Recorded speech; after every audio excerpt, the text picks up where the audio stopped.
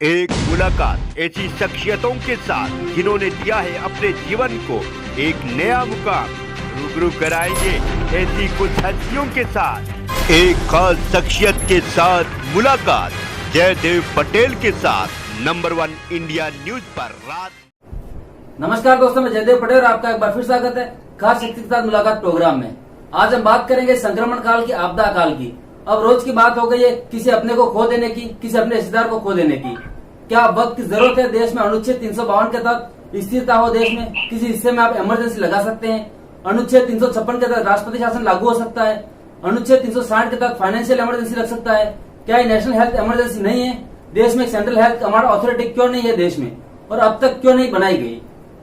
क्योंकि हम इस समय देश में एक तमाशा देख रहे हैं। अलग अलग जगह पर हाईकोर्ट और सुप्रीम कोर्ट फटकारे लगा रही है राज्य सरकारों को और केंद्र सरकारों को, क्योंकि जिम्मेदारी एक दूसरे के ऊपर डाली जा रही है। राज्य सरकार केंद्र को ऊपर तो केंद्र सरकार राज्य सरकार के ऊपर आखिरी जिम्मेदारी क्यों लगा रही है? और क्या लोग अपनी ही जान ऐसे गवाते रहेंगे? इस पर आज का बड़ा सवाल है कि ऐसे में देश में नहीं लगाना चाहिए नेशनल हेल्थ इमरजेंसी। इस चर्चा पर बात करने के लिए हमारे साथ खास मेहमान है बीजेपी के राष्ट्रीय प्रवक्ता बीबी मिस्त्री, दिल्ली से गंगाराम हॉस्पिटल के प्रोफेसर डॉक्टर एम वली, मानवाधिकार के सीनियर एडवोकेट एनडी पंचोली। आप सभी का बहुत बहुत स्वागत है आज के हमारे प्रोग्राम में। डॉक्टर एम वली, आपसे मैं शुरुआत करता हूं कि क्या आज जो सूरत हाल है ये फिट केस नहीं है देश में? क्या आज जरूरत नहीं है देश में हेल्थ इमरजेंसी की कि एक अथॉरिटी हो, एक निर्देश दे कि यहाँ बेड इतने अवेलेबल हैं, यहाँ ऑक्सीजन की कमी है तो इतनी देर में पहुंच जाएगी, या वेंटिलेटर मिलेंगे कम है तो इतने समय में मिलेंगे, इस तरह के एग्जैक्ट सिचुएशन बताने के लिए? क्योंकि डॉक्टर एम वली, हमें क्या लेना देना कांग्रेस बीजेपी की लड़ाई से इस समय? नहीं, देखिए, ये तो युद्ध स्तर पर काम करने का समय है। इसमें लड़ाई का शब्द व्यक्त कर देना चाहिए, इसमें टीम वर्क का शब्द लाना चाहिए, कोऑपरेटिव फेडरलिज्म का शब्द लाना चाहिए।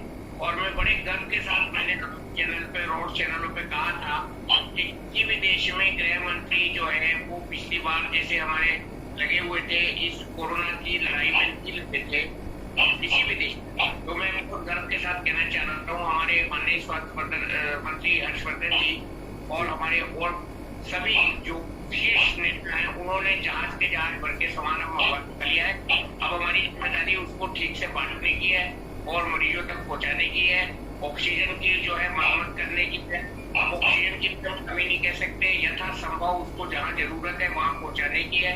और मुझे इस बात पर थोड़ा सा अच्छा नहीं लग रहा है कि जो हम देख रहे हैं नजारे मरते हुए लोगों के, और ये इस तरह की जो चिताएं जल रही हैं और ज्यादा संख्या में, उसको हमको नहीं दिखाना चाहिए। हमको इस समय बहुत अच्छी चीज दिखाना चाहिए जो केंद्र सरकार और स्टेट की गवर्नमेंट जो है वो कर रही है, और जो लोग एक दूसरे की मदद कर रहे हैं, किस तरह से लोग एक दूसरे को ऑक्सीजन पहुंचा रहे हैं, किस तरह से लोग एक दूसरे की मदद कर रहे हैं। हमको पॉजिटिव चीज दिखानी चाहिए, सबसे ज्यादा इसकी जरूरत है। आज हमको ये नेगेटिव चीजें नहीं दिखानी चाहिए। लोग बहुत डरे हुए हैं, लोग बहुत परेशान हैं, लोग बड़े हताश हैं, और डिप्रेशन इसका एक मुख्य कारण है। जो कोरोना से लोग रिकवर नहीं कर पा रहे हैं, जो कोरोना के संक्रमण से ज्यादा बीमार हो रहे हैं। तो मैं सबसे हाथ जोड़ के प्रार्थना करता हूँ कि मेरा देश बहुत अच्छा देश है, मेरे देश के नागरिक घर में रहें, अनुशासन रखें, घर में रहें, अपने आप पे सेल्फ इम्पोज लॉकडाउन लगाएं, अपने मुंह पर मास्क लगाएं, और अपने पैरों पर जो जिसको हम लॉकडाउन कहते हैं उसकी बेड़ियां लगाएं, तब जाके ये काम होगा। हमारा जो है वो भरी हुई है, हमारा काम करने की क्षमता नहीं अभी गई है। हमारे डॉक्टर अपनी जान दे रहे हैं। आपने सुना होगा बद्र अस्पताल के सीनियर हमारे साथी चले गए, आपके मीडिया के एक बहुत बड़े साथी चले गए, रोहित सरदाना। इसी तरह से गुड़गांव में एक डॉक्टर की मृत्यु हो गई। तो ये बहुत सिलसिला चल रहा है, हालांकि रिपोर्ट नहीं है सेंट्रलाइज की, लेकिन डॉक्टर भी कुर्बानी दे रहे हैं, मरीज भी कुर्बानी दे रहे हैं, और हमको देश को भी चलाना है। इसलिए विदाउट लॉकडाउन करना है। अब मिस्त्री साहब सुन रहे होंगे मेरी बात, मैं बिल्कुल इस समय गवर्नमेंट की जो प्रवृत्ति है, जो गवर्नमेंट का इस समय अप्रोच है टुवर्ड्स लॉकडाउन, उससे मैं सहमत हूँ। लेकिन ऐसा नहीं होना चाहिए कि दूसरे लोग कहें लॉकडाउन लगाओ और गवर्नमेंट न लगाए, ये भी अच्छा एस्पेक्ट नहीं है। तो इसका मैंने ये सोल्यूशन निकाला है कि हमको खुद से अनुशासित रहना है, और हमको खुद से अपने ऊपर, अपनी कामनाओं के ऊपर, अपनी भावनाओं के ऊपर, अपने मूवमेंट के ऊपर, अपने उत्सवों के ऊपर, अपने घूमने के ऊपर हमको लॉकडाउन लगाना है। थोड़े दिन की बात है, थोड़े दिन की बहुत थोड़े दिन की बात है, चीजें रास्ते पे आ जाएंगी। अब ये कोरोना का पीक काफी ऊपर जा चुका है। अब अब मुझे उम्मीद है भैया ये नीचे आएगा, अब बहुत हो गया, तो कोरोना को भी तरस आ गया होगा। हमने इतनी कुर्बानी दे दी है, हमारे बच्चों ने इतनी कुर्बानी दे दी है, हमारे नौजवानों ने इतनी कुर्बानी दे दी है कि अब मैं ये कह सकता हूँ कि कोरोना को भी तरस आ गया होगा। एक बात और बता के खत्म करता हूँ, ये जो मेरे पास फोन आ रहे हैं, जो वीडियो कॉल्स आ रही हैं, ज्यादातर 80% उसमें 40, 30, 45 इस उम्र के लोग सफर कर रहे हैं। ये बहुत ही खतरे की घंटी है। तो इसीलिए तीसरी वेव से बचना है तो हमको अभी संयमित होना है। उसको हम चाहे कुछ भी नाम दें, लॉकडाउन कहें, अंग्रेजी का शब्द दें, या संयम कहें, या आत्मसंयम कहें, या जो भी हम कहें, इसको अनुशासन कहें, हमको घर में रहना है, हमको घर से कदम नहीं निकालना है। और मैं एक अच्छे नोट के साथ इसको खत्म करता हूँ कि ये बड़ा घमंडी वायरस है, जब तक आप इसको बाहर जाकर इसको इन्वाइट नहीं करेंगे, न्योता नहीं देंगे, कि आपके घर नहीं आएगा। इसलिए सोल्यूशन इसी बात में है सर, कि हम सब घर में रहें और अपने को घर में रखें। थोड़ा सा इस पे सब्र की जरूरत है, थोड़ा सा अनुशासन की जरूरत है, और बात की जरूरत है, और डिस्टेंस की अब मैं बता रहा हूँ कि 2 मीटर से ज्यादा रखें जी। एक कमरे में 4 से भी नहीं इकट्ठे हों। खाना भी अगर थोड़ा अलग अलग बैठ के खा ले तो मैं ये भी बर्दाश्त करूंगा, लेकिन कोरोना से लड़े, कोरोना को मत आने दे घर में। एक बार ये आ जाएगा तो हम सब चाणक्य बनकर टीवी पे जो है डिबेट करते हैं, लेकिन हमें से किसी को भी कोरोना का इलाज नहीं पता। ठीक है, ये कैसे होगा किसी को नहीं पता। ठीक है अम्बली, देश को भगवान के भरोसे नहीं छोड़ना है, हमको घर में रहना। बीबी मिस्त्री जी, हम आपसे जानना चाहते हैं कि इस समय हमें क्या रोक रहा है। जी नमस्कार। जी, नमस्कार। बहुत अच्छा लगा आपसे बात करके, और डॉक्टर साहब को 54 आसपास जितना मेहनत और करा है। हेलो जी, आवाज आ रही है सर। हाँ, जितना मेहनत हम लोग कर रहे हैं, हम लोग उसको 54 आसपास करते हैं। और जितना आज ये केंद्र सरकार 10,000 मैट्रिक टन ऑक्सीजन का उत्पादन का, ये जो ऑक्सीजन के चलते जो घटना हुई, हमको मालूम नहीं था कि ऑक्सीजन का इतना जरूरत पड़ जाएगा, और इतनी मांग की उम्मीद नहीं थी। क्योंकि पहला चरण में था तो मास्क नहीं था हमारे पास PPE किट नहीं था, लेकिन हम लोग उसका उत्पादन किया।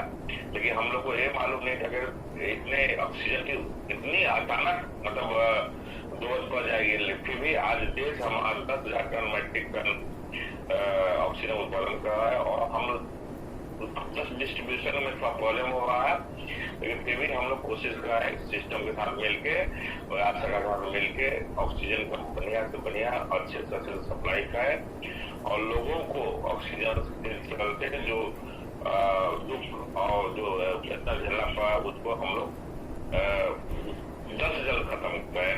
ये हमारी सोच है, हमारी केंद्र सरकार की सोच है। और यहाँ तक टीकाकरण का बात है तो राष्ट्रीय टीकाकरण मॉडल हम लोग बनाना चाहते हैं। हमारा गरीब एक टीके खर्च नहीं उठा सकता है, ये भी केंद्र सरकार ने कहा है कि 50% जो भी राज्य सरकार का टीकाकरण का खर्च होगा हम उठाएंगे, और बाकी राज्य सरकार को उठाना चाहिए इसमें, क्योंकि राज्य सरकार पहले ही टीकाकरण के लिए पैसा ले चुका है केंद्र सरकार से।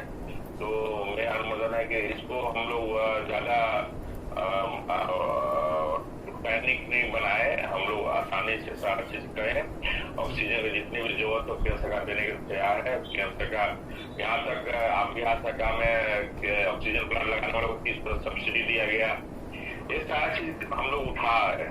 तो हमसे अनुमोदन है कि आप पैनिक मत बनाए, और बढ़िया से समझ बुझ के एक फैमिली हम लोग समझे, एक फैमिली हम लोग है, और फैमिली के अंदर कोई बीमारी या कुछ आ जाता है तो हम लोग कैसे मिलकर उसको खत्म करते हैं या कैसे उसको देखते हैं, वो हम लोग को देखना चाहिए। तो इसलिए हमको सभी आवश्यकताओं से नम्र निवेदन है कि आप केंद्र सरकार के मुद्दे को, बातों को समझ के, और आप जितना भी हो सके केंद्र सरकार को मदद करने की कोशिश करें। केंद्र सरकार निश्चित रूप से इस पेंडेमिक को या कोविड-19 को खत्म करने की जो कोशिश करेगी, और जो लेकिन और जो कम होगा। बिल्कुल, लेकिन बीबी मिस्त्री जी, जिस प्रकार से राज्य और केंद्र सरकार एक दूसरे पे आरोप लगा रहे हैं, उससे क्या आम आदमी को वेंटिलेटर मिल जाएगा, बेड मिल जाएगा? जब इस देश में 1 नेशन 1 लॉ की वकालत आप लोग करते हैं, तो ऐसे 1 नेशन हेल्थ पॉलिसी क्यों नहीं हो रही है? क्योंकि जब आपने GST लागू किया तब आपने राज्य सरकार से नहीं पूछा, जब आपने नोटबंदी की तब सर आपने राज्य सरकार से नहीं पूछा, तो फिर आज ऐसा क्यों? ऐसा ही कोशिश हमने सभी राज्यों को ऑक्सीजन प्लांट बनाने की बात कही थी, लेकिन उन्होंने सीरियस नहीं लिया। और बीच में चुनाव आ गया, चुनाव के चलते हम लोग चुनाव में लग गए। कुछ हमारी भी गलती है, इसको हम एक्सेप्ट करते हैं, ठीक है ना। आज के डेट में हम लोग ऑक्सीजन 10,000 टन मैट्रिक टन हम लोग उत्पादन डेली कर रहे हैं। तो हम लोग चाहे तो जब डिस्ट्रीब्यूशन का प्रॉब्लम है, डिस्ट्रीब्यूशन यदि ठीक हो जाएगा तो निश्चित रूप से किसी भी स्टेट को ऑक्सीजन की कमी नहीं होगी। 10,000 टन बहुत ज्यादा मात्रा होता है। और आप हम सभी अपना मोबाइल और अपना चीज को खुला रखें, लोगों को जो भी चाहिए मदद हम लोग करने के लिए तैयार है। आप भी कीजिए, पत्र से हम भी करेंगे। जो तो भी कोशिश हो, हम लोग निश्चित रूप से अभी DRDO को दिया गया है कि 551 डिस्ट्रिक्ट जो है वहाँ पे सब जगह ऑक्सीजन प्लांट लगाया जाए। यहाँ बिहार सरकार को कहा गया कि आप ऑक्सीजन लगाया। यदि यहाँ पे देखिए, बिहार सरकार में बोलने वाला बात नहीं है, प्रिंसिपल सेक्रेटरी का मौत हो जाना बहुत बड़ी बात है। हमको बहुत दुख लगा है, हम लोग हमारा सरकार वहाँ पे प्रिंसिपल सेक्रेटरी मर गया। ये हमारे लिए बहुत दुखद बात है, बहुत ही दुखद बात है। और हमने बहुत उच्च स्तर पे काम चालू किया है। हमने 30% सब्सिडी देने का भी वादा किया है। तो इस तरह का हमने कदम उठाया है। लेकिन राज्य सरकार को भी हमारा अभी राजनीतिक को छोड़ के हमारे साथ जुट के एकदम हाथ से हाथ मिला के, एक भाई से भाई हाथ मिला के, अभी मतलब हमें किसी तरह का हम लोग को अभी टकराव नहीं होना चाहिए, नहीं होना चाहिए। ये चीज होते हुए हम लोग आगे बढ़ना चाहिए। ठीक है। एनडी पंचोली साहब, क्या आपको नहीं लगता कि इस समय सरकारों को काम कराने के लिए, राज्य सरकारों को काम कराने के लिए, केंद्र सरकार को काम कराने के लिए सुप्रीम कोर्ट को, हाई कोर्ट को फटकार लगानी पड़ रही है? ऐसा क्यों? देखिए, बात बहुत गहराई में जाने की है। अब देखिए, कोर्ट जो है, कोर्ट वो सरकार से कह रहे हैं कि आप ये जो लोग मारे जा रहे हैं इसकी जिम्मेवारी सरकार पे है। उन्होंने कोई इंतजाम नहीं किया। डॉक्टर वली साहब ने कहा कि भाई टीम वर्क है, आपको नहीं बताना चाहिए। लेकिन जब तक हम सच्चाई को नहीं देखेंगे, उसको उसकी गहराई में नहीं जाएंगे, हम कैसे उसको वो करेंगे, उसका उपाय निकालेंगे। तो ये टीम वर्क की बात है। अब लोग जो हैं वो टीम वर्क करना चाहते हैं, वो एक दूसरे की मदद करना चाहते हैं। ये समाज का जो विकास हुआ है वो हम आपस में एक दूसरे के लोगों ने मदद, एक भावना होती है, वो मदद करते हैं, वो करना चाहते हैं। लेकिन सरकार भी तो कम से कम ऐसा करे तो वो मदद की भावना को उकसाए। लेकिन सरकार चाहती है, अरे उसने ऐसा नहीं किया, उसको NS लगा दो, उसको सेडिशन लगा दो, उसको जेल भेज दो, ये हमारी छवि खराब कर रहा है। अरे सुनिए जनता क्या, जब तक आप सुनेंगे नहीं कि जनता क्या कह रही है और उनसे वार्तालाप, उसके कारणों पे नहीं जाएंगे, आप किस प्रकार से सरकार चलाएंगे, आप कैसे हमारी बुराइयों को दूर करेंगे। जो आपके खिलाफ बोलते हैं या खिलाफ नहीं, जो एक बात उठाते हैं उनको तो सेडिशन के चार्ज लगा के, किसी ने सिलेंडर ये कह दिया कि मेरी दोस्त के नाना को सिलेंडर की जरूरत है, तो उस पर एक FIR लोड हो गई, है ना।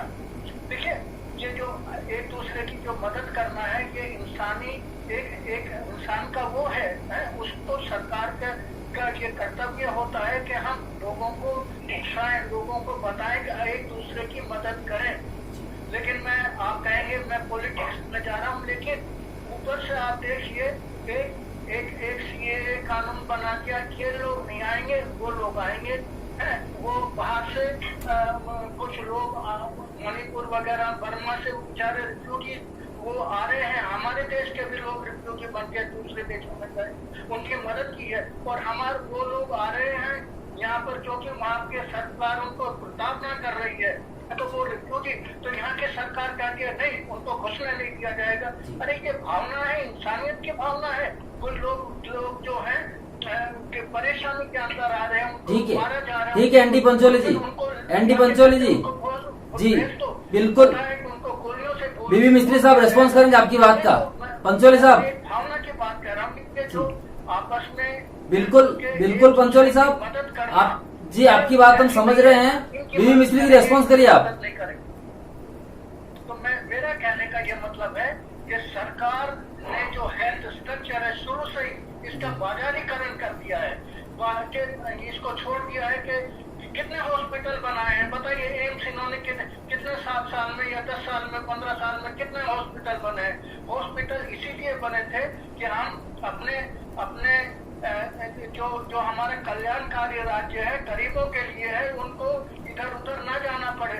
आज बात क्या है, एम्स के अंदर पहले फ्री इलाज होता था, अब कुछ चार्ज लगा दिया। ये कहाँ की इंसानियत है। एनडी पंचोली जी, आपकी बात का रेस्पॉन्स करेंगे बीवी मिस्त्री जी। छोड़ दो पंचोली जी, छोड़ दो तो यही हाल होगा। तो सरकार पंचोली जी एक बार उनका रेस्पॉन्स सुन लीजिए। अपना भी चलना जो इतने बड़े बड़े जी रेस्पॉन्स कीजिए मिस्त्री जी। उन पे कोई ध्यान नहीं दिया जा रहा। बाजारीकरण एक बार पंचोली जी मिस्त्री जी का रेस्पॉन्स लीजिए एक बार। प्राइवेटाइजेशन ही है जो इसका कारण मैं समझता हूँ। जी मिस्त्री जी रेस्पॉन्स करिए। इसमें तो मैं इनको प्रणाम करता हूँ। जैसे इन्होंने बोला कि एम्स कितना बनवा है। एम्स आज के डेट में 2014 से पहले एक एम्स बना जाता था। उसके बाद मोदी सरकार आया तो लगभग 15 से 16 एम्स बनवाए, लगभग 21 एम्स आज के डेट में है। और दूसरा है कि और जो भी सब आप देख लेना, पटना में सब जगह, उत्तराखंड में है, यूपी में है, लखनऊ में सब एम्स बहुत एम्स बनवाए ना। उसके बाद आपको मैं कहना चाहता हूँ कि जैसे आपने तो पहले कांग्रेस ने और विपक्षी पार्टियों ने यहाँ तक सुप्रीम कोर्ट में भरोसा करना छोड़ दिया था। देखिए आज के डेट में सुप्रीम कोर्ट आपके लिए हमारे लिए जो काम कर रहा है वो मानने के बाद सोशल मीडिया पर शिकायत वाली बात होती थी कि कोई ऑक्सीजन मांग लिया या कोई बेड मांग लिया तो उस पर केस होता था। आप बताइए एक भी केस बताइए जिस पर केस हुआ हो, जिसमें जो ऑक्सीजन मांगा हो या किसी तरह बेड मांगा हो उस पर केस हुआ हो या एनएसए लगा हो, तो आप एक भी केस हमको एक भी नाम बता दीजिए तो हम मानेंगे कि आप सही बोल रहे हैं। इस तरह का विडम्बना, इस तरह का गलत भावना पैदा करना समाज में गलत है। इस चीज को मानिए। हम लोग किसी को सपोर्ट करना चाहते हैं, किसी को साथ जाते हैं तो उसको सपोर्ट करते हैं, बोलते हैं कि हम आपके साथ हैं, आप जहाँ बोलिए हम वहाँ चलेंगे। देखिए आप तो यहाँ बोलते कि एम्स है ही नहीं, हॉस्पिटल है ही नहीं। आप ये तो गलत भावना कर रहे हैं ना लोगों को। आप बोले, आप बताइए एक भी केस बताइए, किसी में केस हुआ हो एक भी नाम बता दीजिए आप। शशांक जो लड़का है अमेठी के अंदर, उस पर FIR हो गई। वो उसने गलत किया था, आपको मालूम होना चाहिए।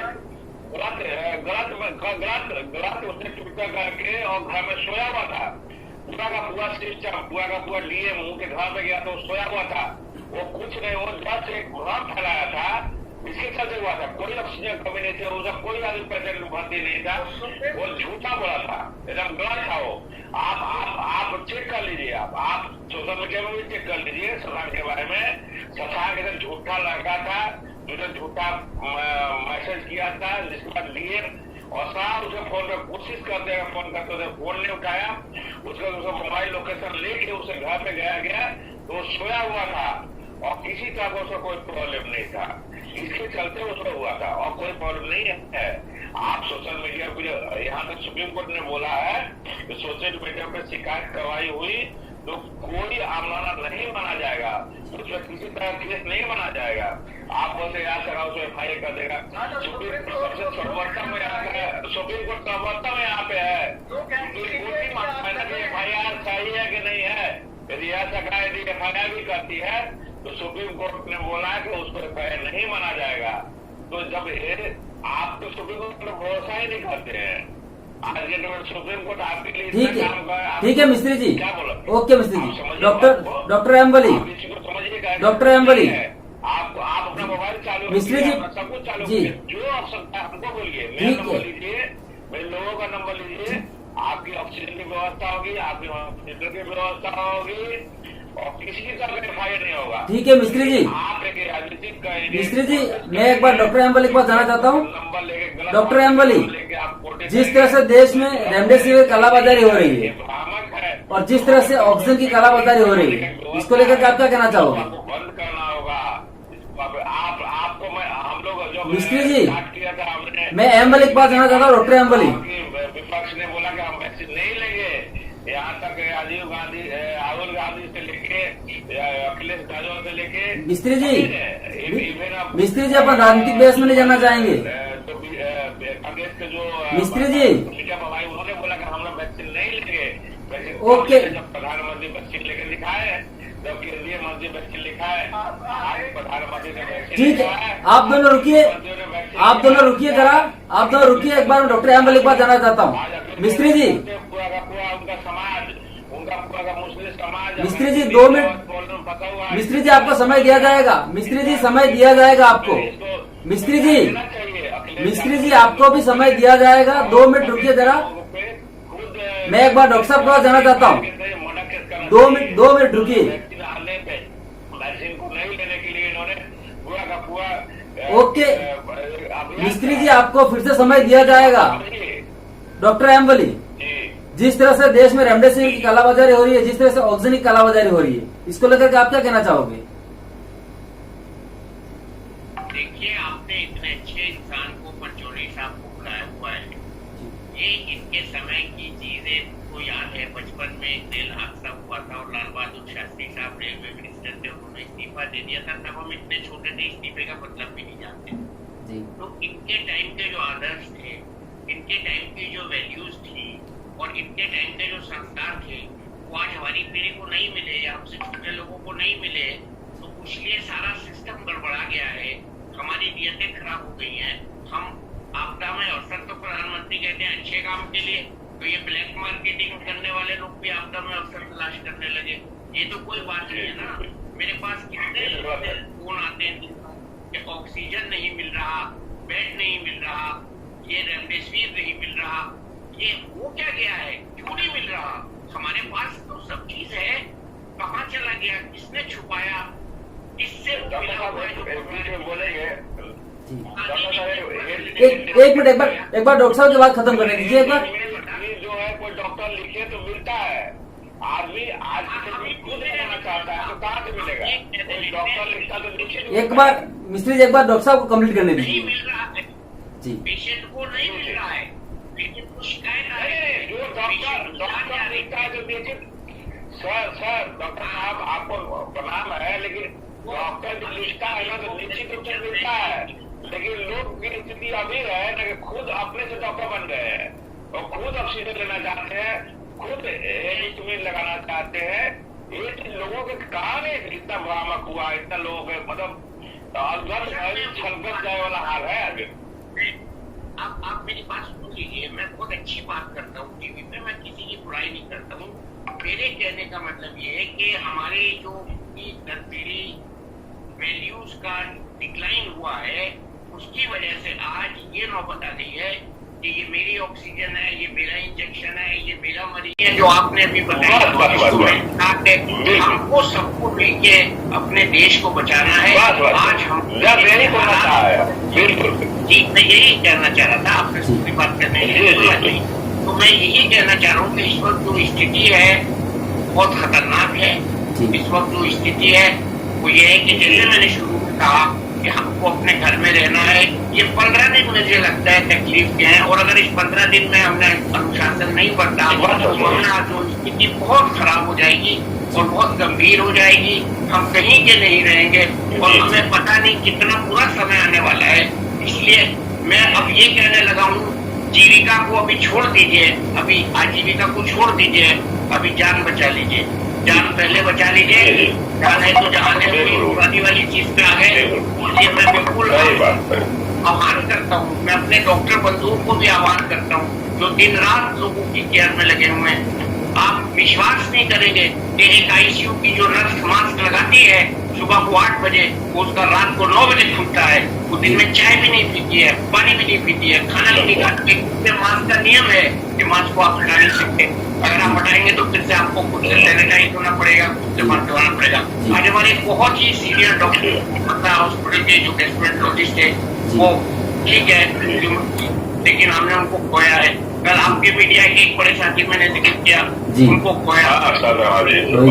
बहुत से लोग प्रोमिनेंट लोग, आपने बताया चीफ सेक्रेटरी बिहार के, तो ये प्रोमिनेंट लोग जा रहे हैं, हमको कहीं थी जाने की। तो ये सब जो हो रहा है ना, अब शुरू में आपने जब वार्ता शुरू करी थी तो आपने राष्ट्रपति शासन से शुरू करी थी। तो मैं आपको ये बताना चाह रहा हूँ कि हमको सेल्फ डिसिप्लिन इम्पोज करना है। इसमें कोई शासन नहीं काम कर सकता। हमको अनुशासन से काम करना है। और जो ऋषभ आपकी बात ठीक है, वो वैल्यूज जिसमें आप ग्रो हुए हैं, मैंने भी थोड़े से आप जैसे मेरे टीचर थे उनको देखा है जो 2 चप्पल में और 2 जोड़ी कपड़ों में अपने घर का सामान रखते थे और साइकिल पे चलते थे। मैं वो जैसे टीचर्स का पढ़ाया हूँ, तो उन्होंने जो हमको आदर्श दिए हैं वो आदर्श आज समाज में देखने को नहीं मिल रहे हैं। लोग लालची हो गए, लोग ब्लैक मार्केटिया हो गए, लोग चोर हो गए। तो इसको हमें समाज को सुधारना पड़ेगा कि जो हो रहा है वो हमारे समाज की प्रगति से हो रहा है, किसी का कराधारा नहीं है। इसके लिए हम खुद जिम्मेदार। जी एनडी पंचोली जी, आपसे मैं आखिरी कमेंट चाहूंगा कि अब देश में न्यायपालिका को एक सख्त रवैये की अपनाने की जरूरत है कहीं न कहीं, अगर देखा जाए तो आप इसे किस प्रकार देखते हैं? क्या पूछा आपने जरा? क्या सुप्रीम कोर्ट को, न्यायपालिका को अब देश में एक सख्त रवैया अपनाने की जरूरत है इस समय के हालात को देखते हुए? हाँ, सुप्रीम कोर्ट को सख्त रवैया अपनाने की जरूरत है, क्योंकि अभी तक सुप्रीम कोर्ट जो है बहुत सारे मामलों में सरकार को के खिलाफ जो सख्त रवैया अपनाना चाहिए था वो उसने अभी तक नहीं किया। पिछले हमने 2, 3, 4 सालों में देखा है, उसने हमेशा